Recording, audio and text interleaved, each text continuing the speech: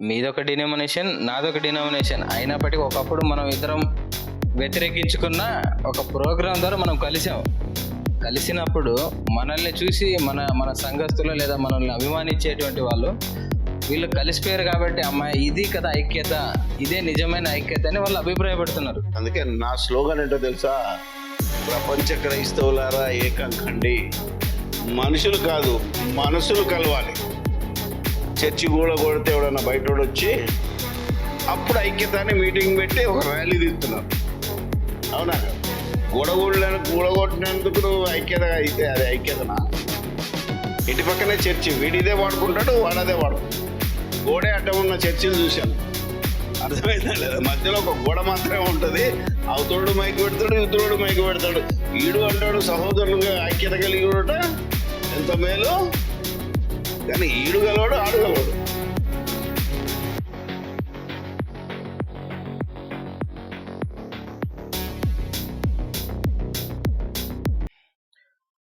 నేటి క్రైస్తవులను ఉద్దేశించే, ఎందుకంటే ఈ మధ్య కాలంలో చూస్తూ ఉంటే ఒకప్పుడు ఒకరినొకరు దూషించుకొని లేదా గద్దించుకొని అని చెప్పొచ్చు.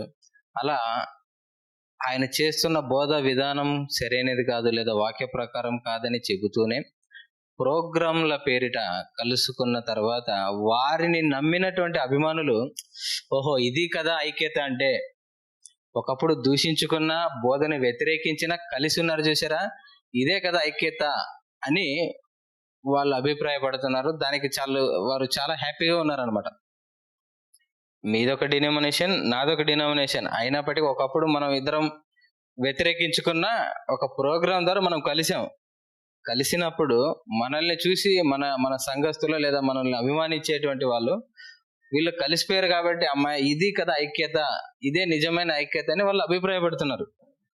అసలు క్రైస్తవుడికి ఏ విషయాల్లో ఐక్యత కావాలి? ముందు మనుషులు కలిస్తేనే ఐక్యతనా?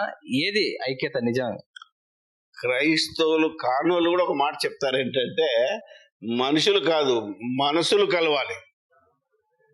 అర్థమైందా? ఇప్పుడు భార్యాభర్తలు ఏక శరీరులు అంటాడు, అవునా కాదు? శరీరం కలిస్తే కాదు, మనసులు కలవాలి. అవునా? మనసు కలవాలంటే నువ్వు దేవుని వాక్యానికి లోబడాలి. దేవుని వాక్యం ఏమంటుంది? పూర్వకాలంలో అంటే సహోదరులు ఐక్యత కలిగి ఉండుట ఎంత మేలు అని వాక్యం. ఈ రోజుల్లో కూడా ఇప్పటికీ అదే స్లోగన్ రాసుకొని ఒకరినొకడు వివేదిస్తున్నాడు. ఇంటి పక్కనే చర్చి, వీడిదే వాడుకుంటాడు, వాడదే వాడుకుంటాడు. గోడే అడ్డం ఉన్న చర్చిలు చూశాను. అర్థమైందా లేదా? మధ్యలో ఒక గోడ మాత్రమే ఉంటుంది.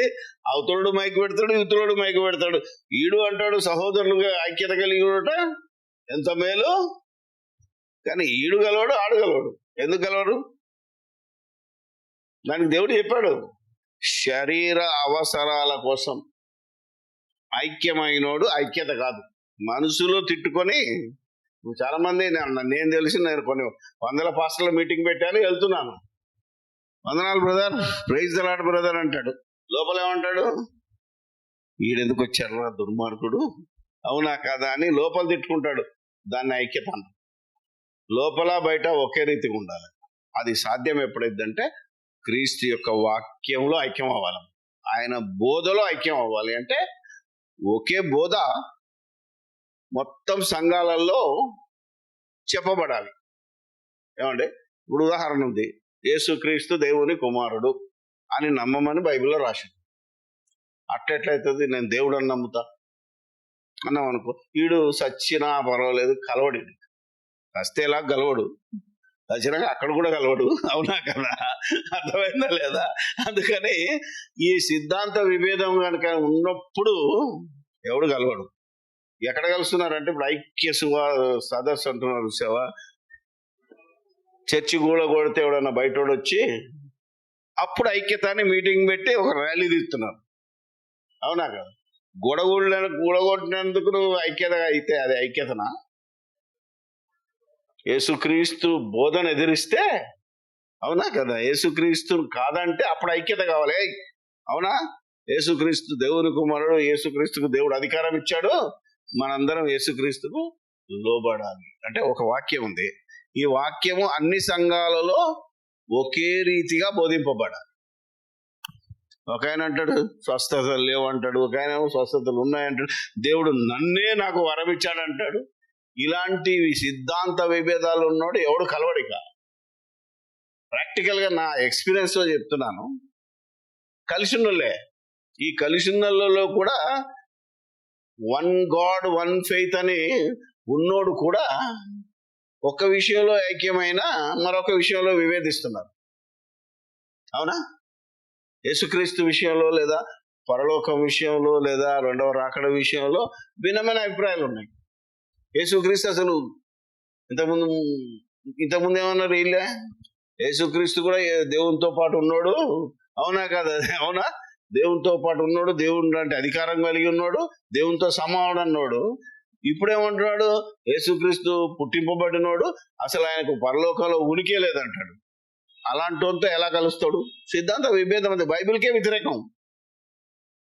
పోనీ ఏదో తమ్ముడు అని నీవేదో కార్యక్రమంలోనో మీటింగ్లోనో పెళ్ళిలోనో కలుసుకొని అలా తీసుకున్నంత మాత్రాన దాన్ని ఐక్యత. అర్థమైందా లేదా? అది కాదు ఐక్యత, వాక్యంలో ఐక్యత. అందుకే నా స్లోగన్ ఏంటో తెలుసా? ప్రపంచ క్రైస్తవులారా ఏకం కండి. దేనికోసం? ఆస్తుల కోసం కాదు, అంతస్తుల కోసం కాదు, ఆత్మల సంపాదన కోసం, వాక్యం కోసం. ఆ స్లోగన్ కూడా బైబిల్ని బట్టే, యోహాను సువార్త 17వ అధ్యాయంలో ఉన్నదే. దాన్ని నా భాషలో, క్రీస్తు పూర్వం నేను ఎలా ఉంటునో ఆ భాషలోకి మార్చి చెప్పాను. అయితే ఐక్యం, క్రైస్తవులు ఐక్యమైతే కేవలం వాక్యము నిమిత్తం వాక్యములో ఐక్యం అవ్వాలే తప్ప మిగతా వాటిలో ఐక్యపరచుకోవడానికి వెళ్ళినా అది కుదరని పని, కలవరు. ఓకే, అవి ఉన్నాయి తమ్మి, ఏకభావం, ఏక తాత్పర్యము. అవునా? ఉన్నాయి, అవి ఉన్నోడికి అవన్నీ ఉంటాయి. క్రీస్తు యేసునందు ఉన్నోడికి, క్రీస్తును ధరించుకున్నోడికి అసలు ఈ యొక్క భేదమే రాదు. అందరూ ఒకే భావంలో ఉంటారు.